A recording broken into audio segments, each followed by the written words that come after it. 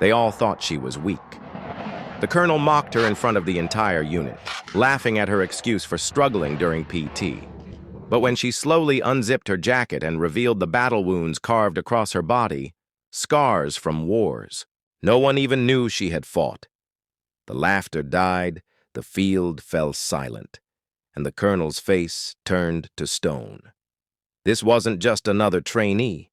This was a survivor, forged in fire, carrying secrets that could break or save them all. And what happened next would flip the entire base upside down in ways no one saw coming. Stay right here.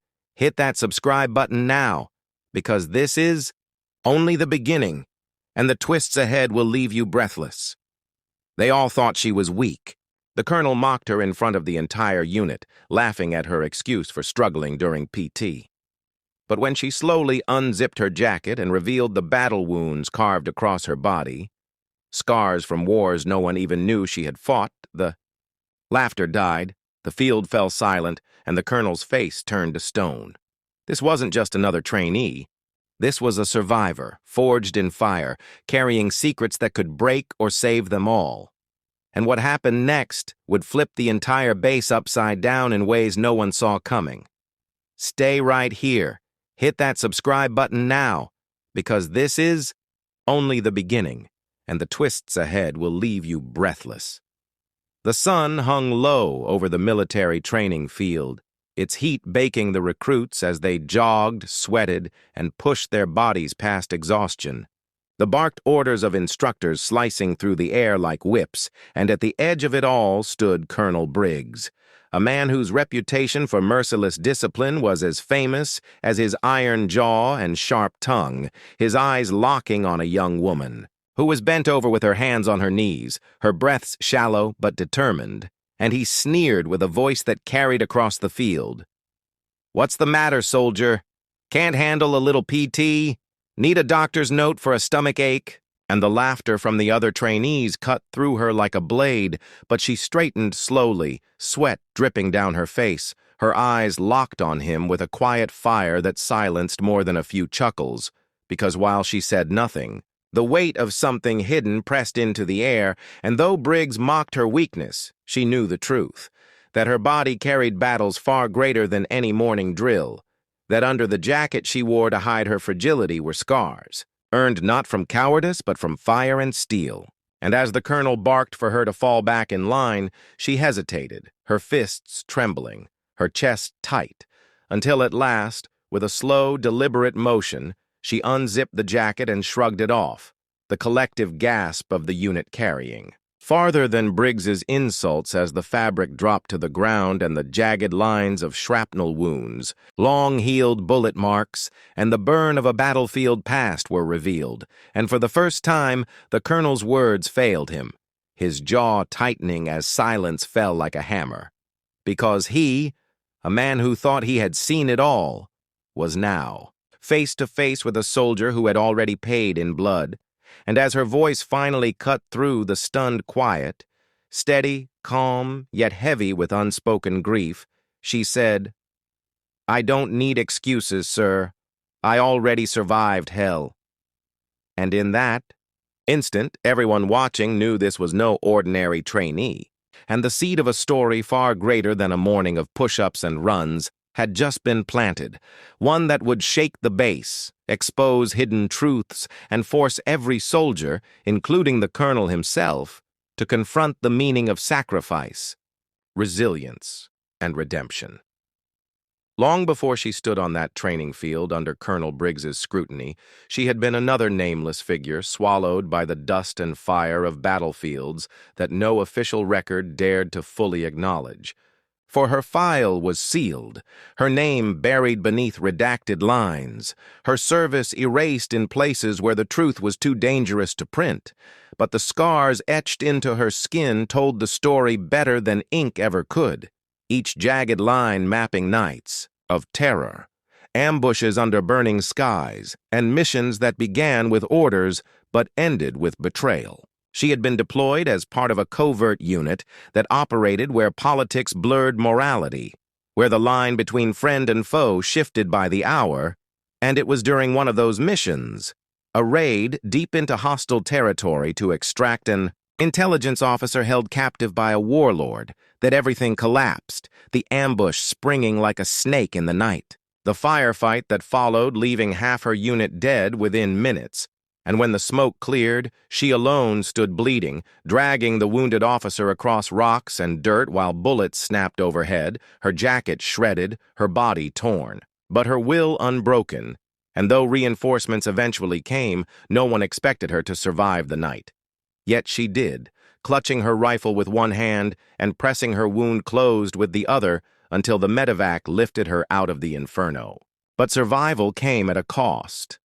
Not only in flesh, but in the silence imposed upon her return, because instead of medals she received orders to forget, to vanish from records, to be reassigned as if she were a ghost who had never bled for her country. And so she wore the jacket like a shield in every new posting, hiding the map of her suffering from those who would either pity her or pry too deeply, until fate brought her to Briggs's command, where his harsh discipline reminded her of every commander who had failed to see the weight she carried. And yet, beneath his cold exterior, she sensed something else. A man not cruel for cruelty's sake, but a leader who believed breaking soldiers down was the only way to build them up. A man who did not yet realize that in mocking her weakness, he had awakened in her the will to remind everyone here that she was already forged, that what she had endured could not be erased by silence, and that sooner or later the truth of her past would clash with the present. For enemies she thought buried in foreign deserts were not finished with her, and the shadows that once tried to end her life were already moving closer to this very base, carrying secrets that would put every soldier under Briggs's command in danger, forcing her to choose whether to keep hiding behind her scars or reveal the full extent of the warrior she truly was. The base was supposed to be safe, a place for drills, routines, and the predictable grind of military life. But safety is an illusion in a world where enemies study your every weakness, and the night it all happened began like any other. With the recruits exhausted from training and Colonel Briggs reviewing reports in his office, until the first explosion shattered the calm, the ground trembling as alarms wailed and soldiers stumbled from their bunks into chaos, tracer fire streaking. Across the perimeter, shadows of armed infiltrators slipping through breaches in the wire with terrifying precision, and in the confusion, orders barked over radios were drowned out by the thunder of artillery in the distance. Yet amidst the chaos, she didn't panic. Instead, something primal lit within her. The instincts of a warrior who had already faced death and refused to bow.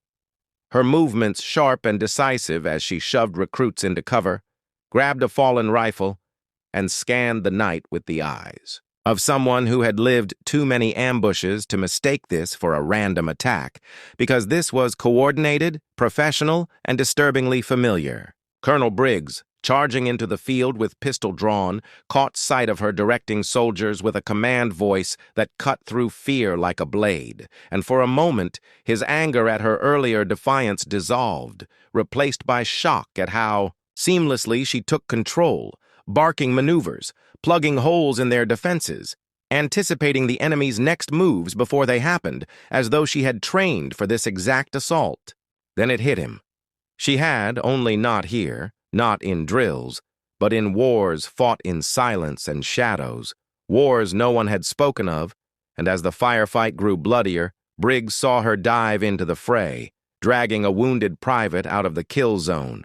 Her jacket torn off completely now, scars bared under the floodlights, each mark gleaming like a metal etched into her skin, rallying soldiers who moments before had doubted her into fighting with renewed fury. The enemy pressed hard, breaching deeper into the compound, their target still unclear, but she knew before anyone else that they hadn't come to raid supplies or test defenses.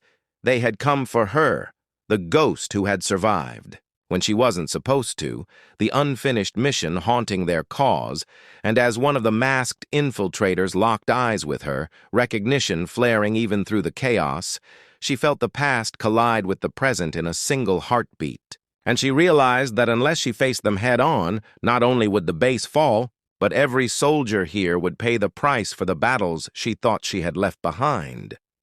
The night roared with chaos, bullets sparking against steel, radios chattering with half-broken orders, and still she pushed forward, her every step a refusal to surrender. And when she finally reached the inner compound where the infiltrators had breached the final barricade, she saw the truth revealed in their formation.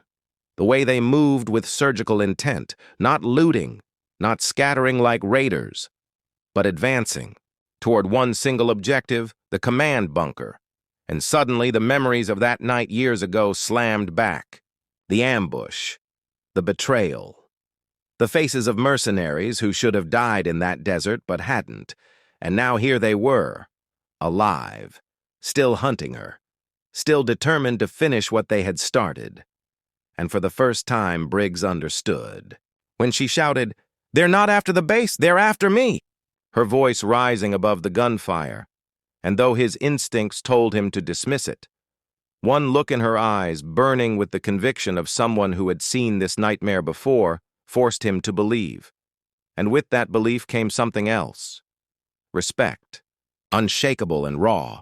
The kind a soldier gives only to another who has proven themselves in blood. The infiltrators surged, one breaking through with a blade raised high, but she met him head-on, disarming him with a brutal strike, her movements too precise for any mere trainee, the fight spiraling into close combat, where every scar on her body seemed to ignite with fury, and one by one she cut them down until the leader himself stepped forward, mask ripped away to reveal the warlord's lieutenant she had left for dead years ago. His face twisted with rage, scarred by the very explosion she had set that night, and he spat her name like venom, calling her the ghost who ruined everything, and the two clashed in a storm of steel and fists, a battle within the battle, her body screaming with old wounds, but her spirit unyielding, until at last she drove him back against the barricade, his weapon raised for a killing blow, only for Briggs to step in, firing the shot that ended it, the lieutenant collapsing as silence slowly spread over the compound, the infiltrators retreating, broken without their leader. And as dawn bled across the sky, soldiers gathered around her, no longer mocking, no longer doubting, but staring in awe at the woman who had carried more war within her than most would ever know. And when Briggs finally spoke, his voice carried. None of the arrogance it once had, only the hard respect of a commander humbled. "No excuses needed, soldier. You've already paid more than any of us." And she simply nodded, pulling her torn jacket back on, not to hide the scars now, but to remind herself they didn't define her, they empowered her. And as the base returned to uneasy calm, the whispers of her story began to spread. A legend born not from medals or parades, but from the truth etched in her skin. A truth that would remind every man and woman under that flag that strength is not measured in how loudly you boast, but in how fiercely you rise when the world tries to break you.